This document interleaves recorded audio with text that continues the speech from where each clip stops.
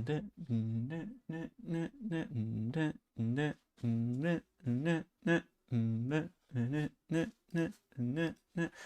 realized I didn't do the humming intro last time, so I thought I'd do one now. Hello everybody, welcome to the stream. It's going to be a little bit of a sort of weird one because we've had a little bit of a sort of semi-half update thing on James Trafford. I know, that's the most sort of non-committal thing that I could possibly say right now, but that's sort of where things are. And in addition to the sort of news stuff on James Trafford, there's an interesting little thing surrounding Largie Ramazani. Because, and we're going to cover the Largie Ramazani thing in the next couple of minutes, Largie's Instagram, right here, there we go, is a little bit curious, because if I click on the most recent post, it says over here, where you can't see because it's behind my head. There we go. 7 PM. Now, we've had absolutely no news surrounding Largie Ramazani for a very, very long time. It's been fairly quiet. So everyone's sort of looking at the situation going, okay, so what's going to happen with Largie? Because we don't know whether he's on the way out, we don't know whether he's staying in, it's all a little bit confusing. This seems to be saying... One second, hold on.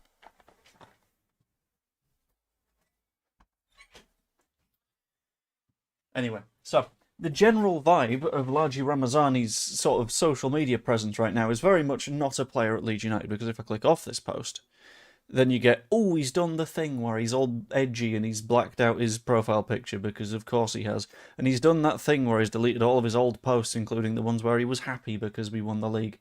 This, by the way, feels weird to me, because, like, in my opinion, social media is a way of remembering things.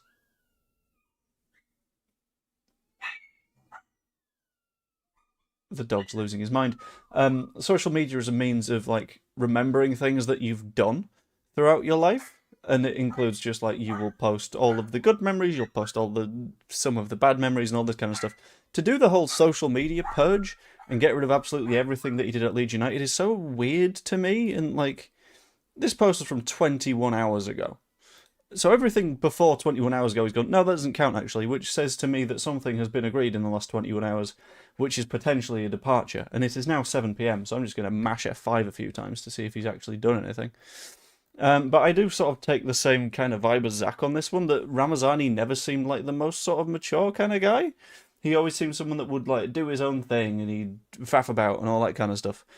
And that's fine, like, do your backflips if you want, but Daniel Farke's within his rights to not particularly like that, and seems to be of the opinion that he doesn't want that, which, fine, I quite liked Largie, but I don't know whether he's of the level that we could necessarily do within the Premier League, so it's sort of fine.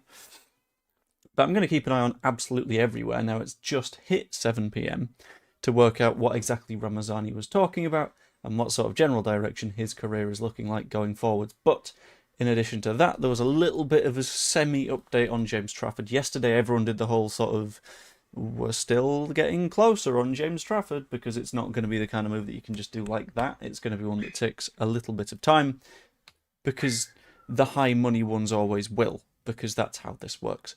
Because you can't just sort of throw money at a situation without any structure behind it. It's going to take you a little bit of time, it's going to take a little bit of intelligence, and you're going to have to put together some means of completing that signing with a little bit of balance. Now, issue is, when it comes to the James Trafford news, the initial stuff around it came out incredibly early. Insanely early. It was basically straight away that we were showing a little bit of an interest, and all of a sudden, he's going to sign. That sort of immediate transition, not really a good thing when you've got such a rabid fan base as Leeds United fans, which means that we've all been on edge since it's not really been officially announced yet. I'm just going to do another quick refresh, just to see if we've missed anything. Still no. Largie, you're 2 minutes behind your own announcement. Unless he's announced it here. No, he hasn't. Right, okay. What's he done? Why is he not... Unless he was posting that because it was 7 PM where he was. I don't know. But generally around the Trafford thing, things take a lot of time. But I think we're getting towards the end of that saga, because things have gone basically silent since yesterday, which says that things are moving along slowly but surely in the background. 7 PM in Valencia. It is 7 PM in Valencia, but you'd imagine that you won't just tweet out the time. That seems like the kind of thing that an absolute lunatic does, as opposed to someone that is reasonably well put together. Hop thought it would be a YouTube video, but that's not been posted either. Might be late. Yeah, I mean, that's so amateurish. Like, if you're gonna do vague posting and if you're gonna do the whole edgy, oh, I might be on the way out thing, at least do it and commit to a date and all that kind of stuff. Don't do the, oh, am I leaving? Am I staying? Am I leaving? And then just, I don't. No times on this is indicative of the type of lack of attention to detail that doomed him with Farker. I mean, unironically, yeah. A bit of that and a bit of the fact that he's not stuck to his own deadline. Both of those are kind of like, I can see why the detail-oriented Daniel Farker didn't particularly want you around anymore. Let's have a quick search for Ramazani and see what's going on. How about his Twitter? No, he's not got anything on his Twitter. And he's not really changed anything on his Twitter either. And I am on the right Instagram account, so I don't know. Who's done that to your lip? My own face. Primarily because I get cold sores sometimes. And they turn into this, which makes me feel unhappy with the way that I look.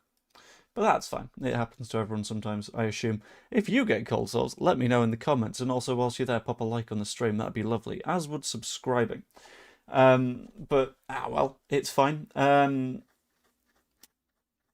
I don't know how I feel on the Ramazani stuff. Like, I don't mind that he's going, because I think we've gotten better now, and I think that he's primarily a winger that plays out on the left. On the other hand, when he was playing well, he played really well. So, yeah. He is also effectively throwing his toys out the pram, so it's hard to sort of back him in those terms. It's 8 PM in Valencia now, isn't it? It is, but like that just makes me think that what if... Hold on, was the post before that like 6 PM? No, the post before that was just dash. With at Biggie Frames. Who the fuck is Biggie Frames? A photographer. Cool. A photographer that seemingly likes Largie because he's done stuff for him before. This is so weird. Like, if you're gonna leave, just leave. It's getting a bit annoying. Yes, throw a pigeon in the chat if you also suffer from cold sores. That'll do it. But the Trafford stuff, yes. One of the people that is a weirdly sort of reliable-ish source when it comes to Leeds transfer stuff. And I say reliable-ish because he's had his misses. But FPLG23 over on Twitter tends to be roughly accurate when it comes to a lot of things. At least when he's vaguely alluding to shit. Like, it's fairly often that he just won't like commit to saying one thing or the other. And that's sort of fine, because I understand that people on Twitter can be annoying. But something that he has actually committed to, and fair play to him on this one, is saying, expecting the signing of James Trafford to be announced today. Huge signing for Leeds to get through the door. Now, for someone that is typically incredibly non-committal, this was a very, very, very big step. And to make that very big step says that there's at least a bit of movement in the background. Further than that, he went on to clarify, saying, final details of the package to be agreed and completed today, which is completely understandable. We all knew that we were incredibly close and the move was sort of on the horizon. Medical to follow and club announcement today/tomorrow, I would expect. Now, my personal thought, and the reason that I've not made this stream Trafford to be announced today or anything like that, is because I think, A, it's incredibly late in the day to get a medical done, especially considering the fact that we've had no talk from any journalist of any flavour, whether it's the local journalists, whether it's the national journalists, whether it's even sort of the clickbait bastards. No one has said anything about a medical happening at the moment, which makes me think that a medical is not in fact happening at the moment, so it's not going to be announced today. But we've got no reason to think that we're not incredibly close to that agreement, and having that deal signed tomorrow does seem potentially likely, especially if you consider the fact that, well, Friday sort of makes a lot of sense, because we're not going to want to announce it over the weekend, because, let's be honest, the social media teams very likely aren't going to be working. I've just seen someone comment the words Ramazani post, so let's have a look. Ramazani post. I swear, if this is it, I'm going to lose my marbles. Hang on.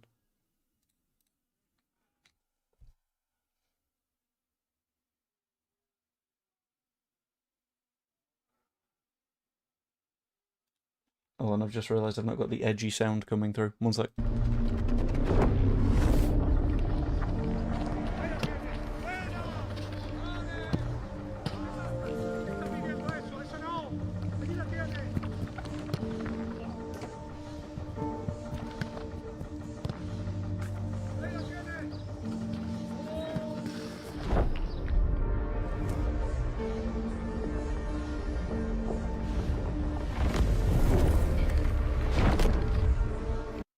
I'm just going to pause it there so far. I'm so confused. Is he announcing a thing, or is he like, just look at how Jim I am?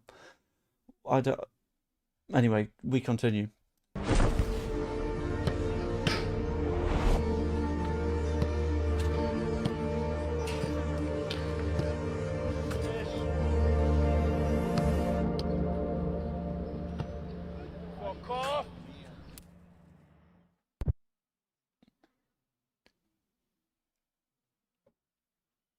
Did that need a teaser post? What, Largie? You're not helping yourself here. I think he's fallen into the weird little Somerville hole of, yeah, okay, I'm just gonna go ahead and promote myself.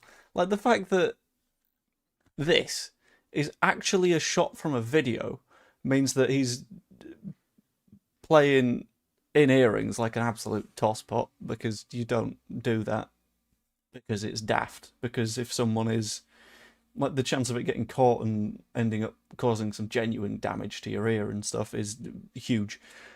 But it was so, like, okay, you've gone for a run. Okay, you're a bit naked now. What, I don't...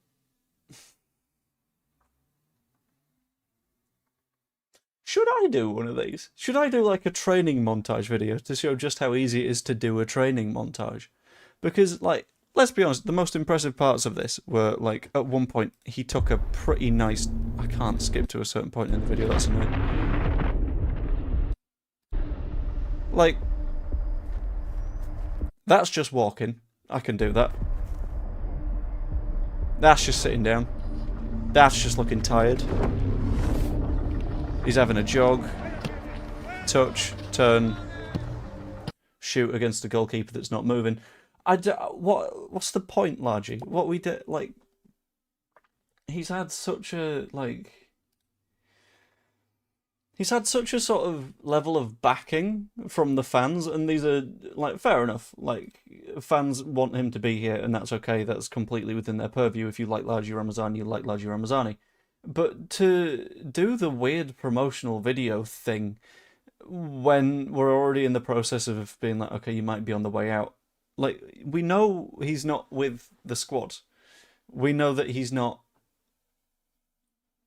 So therefore he's training somewhere. I would have thought it might have been Thorpe Arch if he wanted any chance of sticking around, but clearly he's just agitating for the move now. I don't understand it. I rate the cinematography. It is a very, very good looking, like, a very good looking bod. Largie Ramazani might be a hobbit, but he is a well-built hobbit. However, I don't know, do I like the cinematography? One second, I'm just gonna...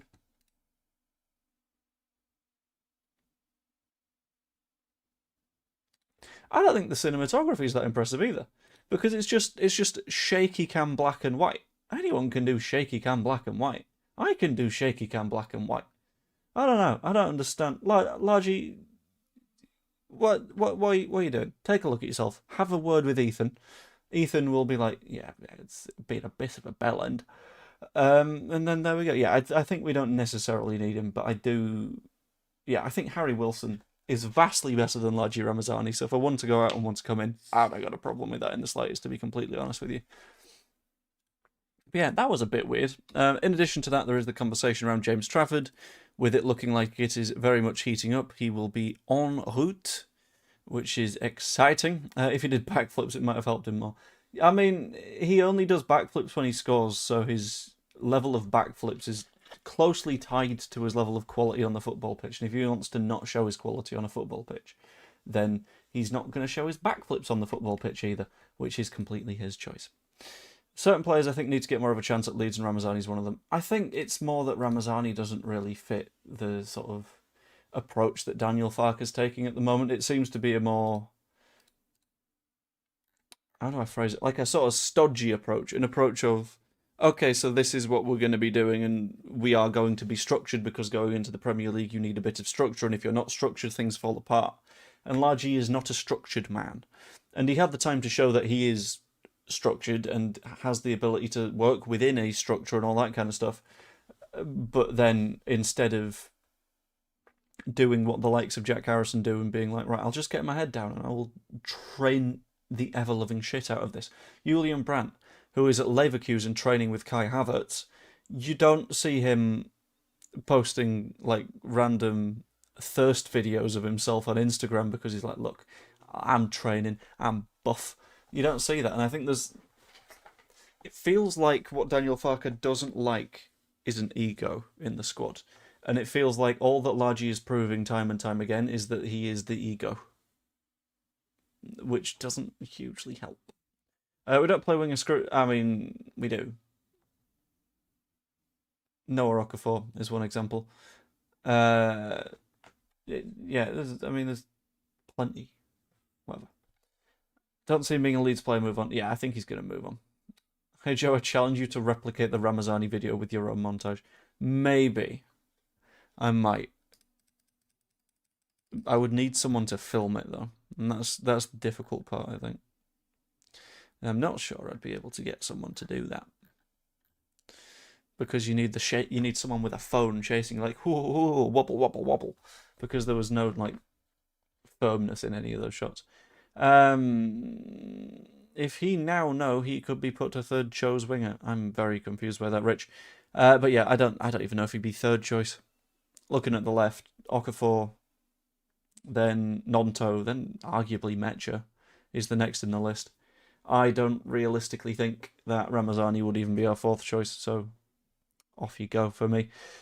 Wouldn't be bothered if we don't get Julian at this point. I mean, we might.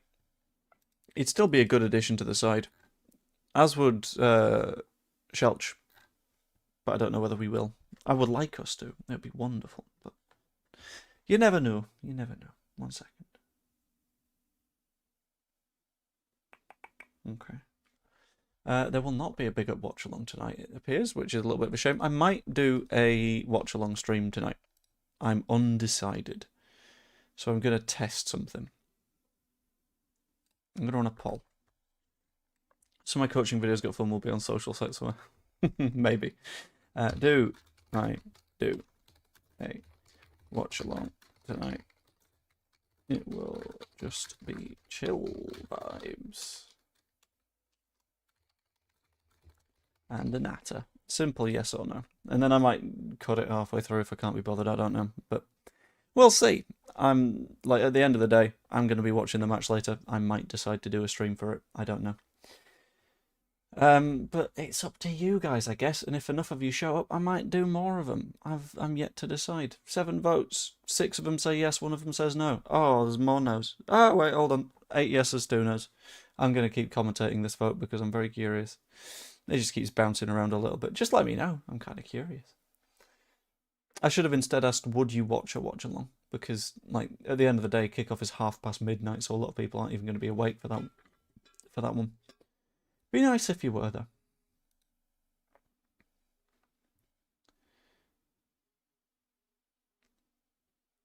As long as Cairns doesn't play him, it's a friendly. I don't really mind, to be honest with you.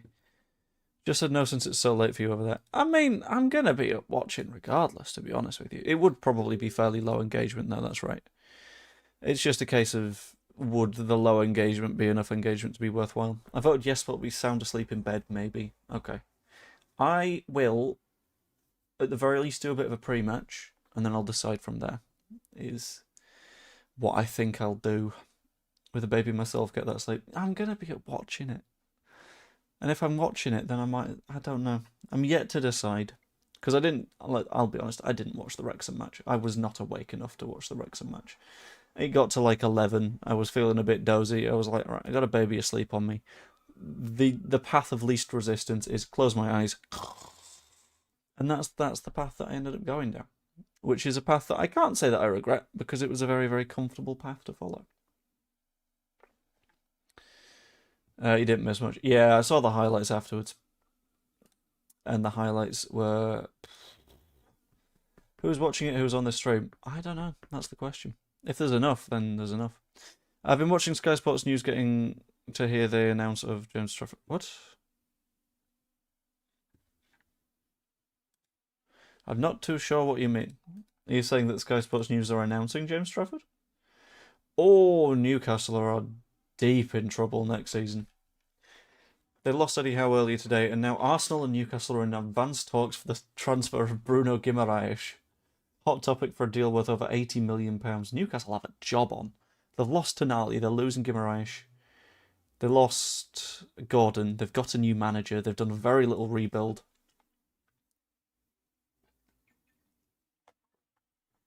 Not good. Arsenal are looking stronger. And at the same time, Newcastle are looking like they are slowly being dismantled. I've got a bit of a theory around that. And the theory is that they spent a lot of time building up to the Champions League. Then the next season didn't get into the Champions League, which was a bit, oh shit, what do we do now? Well, wait, I think they might have been in Europe last season because they won something. I don't know. But last season they didn't do enough to get European football, I think. Hold on. English clubs in Europe. But my thinking is that the Saudis haven't quite grasped how difficult it can be in the Premier League, which means that they are not currently winning the trophies that they thought they would win, which means that they're in a little bit of a spiral and thinking, do we really want to still be invested here? And it feels like there's a big divestment going on. They don't need to sell Tonali, they didn't need to sell Guimaraes, they didn't need to sell Gordon, but it puts them in a bit of a bad situation, especially when they have lost basically every other match of pre-season. Still better than the 3 who came up. Oh, absolutely, I don't think they get relegated, but I still think they are in more trouble than they want to be, because they're sort of circling a plug hole at the minute, which they do not want to be doing with all the money that's been pumped into them. Like losing Isak and Guimaraes and Gordon and Tonali and their manager within the space of 12 months is tough. Would we like how? No, I'd like Daniel Farke. Daniel Farke, who is, I think, now the 3rd longest tenure of any manager in the league. And he's done pretty damn well in that tenure, so I'm not going to complain, to be honest with you. He's done pretty fucking good, and I'm very, very happy. Don't forget to like, subscribe, become a member. Indeed, do the liking and subscribing, and if you got a spare couple of quid, become a channel member. You get videos and stuff early, and that's always very, very nice. And also, because football isn't hugely on at the moment, my main job doesn't have any shifts. So if you want to support the channel, now is the time to do it. Because this month is going to be rough. But it's fine. Oh, also, the FIFA madness, right. Where are people sitting on the FIFA thing? Because FIFA effectively said that they want the World Cup to be managed by a sort of side private company that runs everything and you can invest in it and all that kind of nonsense and bollocks, right? I'm very glad that UEFA have looked at that and gone, no, I don't think, no, that's not for us actually. I think we're going to not bother with all of this. But what do people in the chat think? Do people think that the boycott is a good idea? If you think it's a good idea, pop a 1 in the chat. If you think the boycott is a bad idea, put a 0 in the chat. But I absolutely think that Infantino's attempts to just sell the concept of football to the highest bidder are, frankly, a little bit disgusting. And that's a damn good way of putting it. It's an abhorrent microcosm of the state of the world today. FIFA are bandits, everyone's putting 1. I wonder if there's anyone that is like, actually, yeah, that works. I'm a big fan that FIFA are doing this. Because Norfolk Rachel is a fan of FIFA selling off the World Cup, or is opposed to the boycott. Can I ask why? Because that's a wild one. That's because I think ultimately it takes all the power away from FIFA if you take away the European teams from FIFA. So if we have a little bit of a quick look, World Cup 2026. Can't remember all the quarterfinalists. Steve as well. What's the argument for not doing the boycott? I'm genuinely curious. Let me know in the chat if you are a zeroer.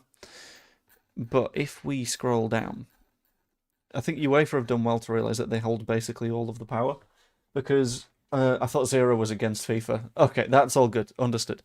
But looking at the quarterfinals from the World Cup, you've got France, European side. Morocco, okay, that's fine. Spain, Belgium. Okay, we're up to 3, and that's only one half the bracket. Norway, England, shit. Switzerland. 5 out of the top 8 sides in the World Cup were European. Which means that potential future World Cup final is just Morocco versus Argentina. It's not even 5. No, it's 6. 6 out of 8 were European. So it would have just been Morocco versus Argentina for the World Cup, because Brazil knocked out slightly earlier. I mean, admittedly, you get Argentina versus Brazil slightly earlier in the World Cup.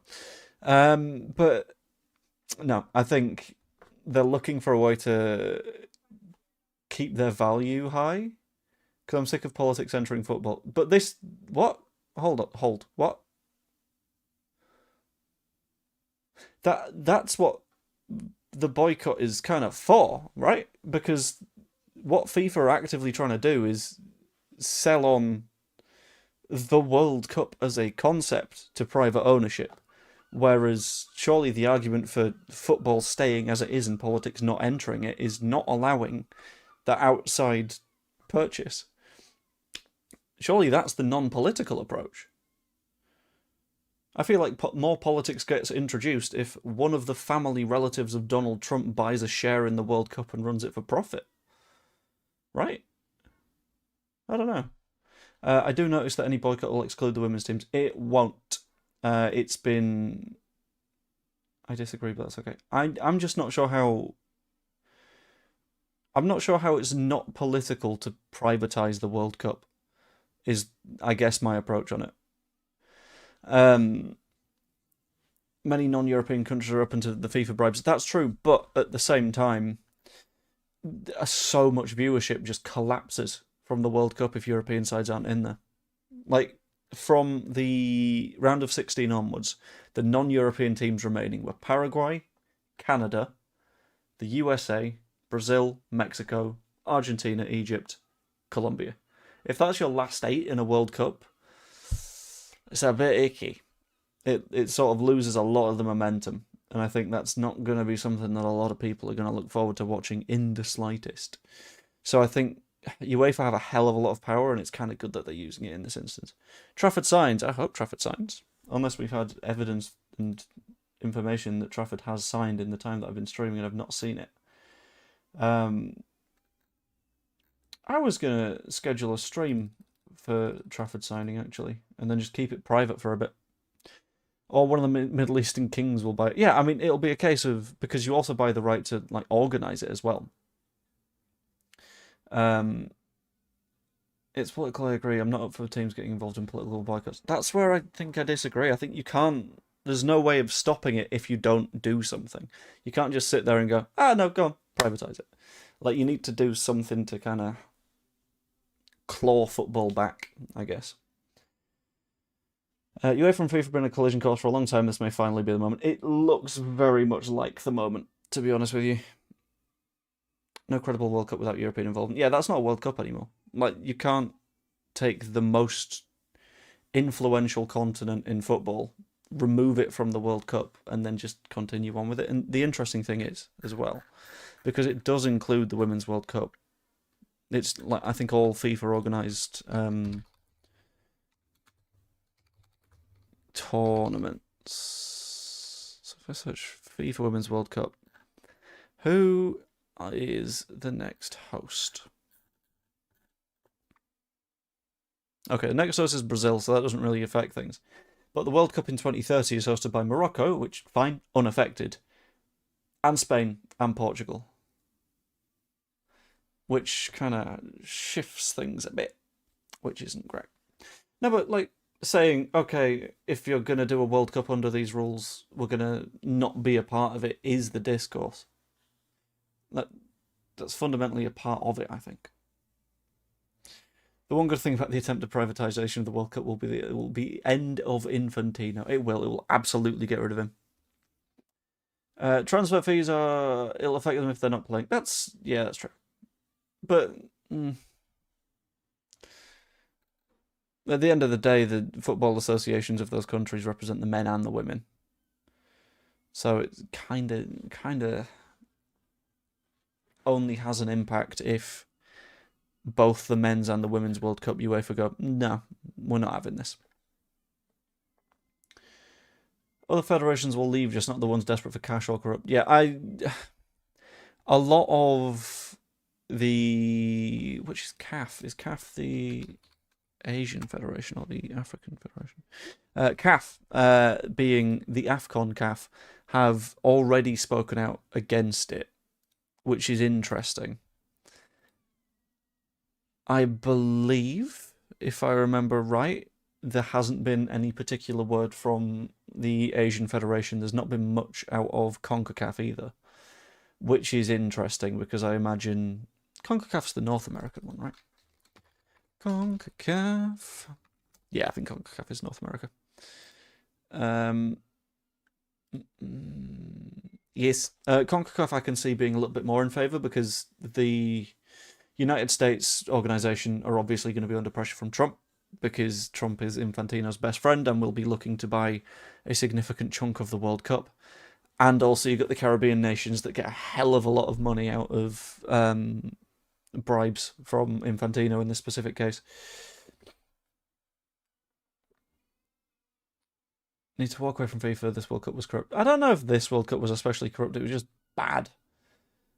It's just tiresome. We're still trying this stuff. Super League failed. This will fail. Just let us enjoy football without having a claw over less dollar of us to do so. Yeah, that's kind of... Yeah. Asia will leave if Europe does, will it?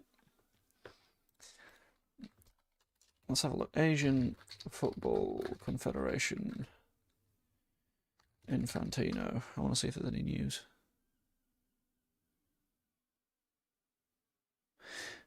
6 hours ago, the AFC said that FIFA were undermining the very foundations of football, so that it's positive and shows that at least the Asian Confederation, like, no, maybe we don't do this. Which, interestingly, I believe includes Saudi Arabia. Rename it some of the World Cup. They'll call it like the Globe Cup because there's teams from all around the globe or something. On that note, join my Flat Earth World Championship, where I exclusively take conspiracy theorists. And don't even make them play football, I just make them stand on a football pitch until they confuse themselves, which would be quite funny. The more boring I see Infantino's face. Anyway, I'm not going to stream for too much longer because I am taking over parenting and I might be doing a stream later. I don't know, I'm not decided yet. But before I go, if you enjoyed the stream, please pop a like on it. Subscribe, as always, that'd be massively appreciated. And become a channel member. It's like, I think $1.99 a month, maybe $2.99, and you get videos early and stuff like that, and it very much supports the channel. Thank you very much. Anyway, I'm going to dip off. Like, subscribe, all that kind of thing. I'm going to see if there... Oh, thank you for your membership for 21 months, maybe, Zebra Games. But I'm going to see if there's anyone to redirect over to before I go. And if there's not, then that's a bit of a shame. But, oh, well. God, there's so many watch-alongs already. No. Okay. No particular redirects at the moment, unless... I'll do that. I'm going to finish wholesomely, and I'm going to redirect everyone over to a stream of an animal sanctuary. That'd be quite nice. So, see you over there. Like and subscribe. Hope you enjoyed, and I will see you all later. Toodaloo. And enjoy the animal sanctuary.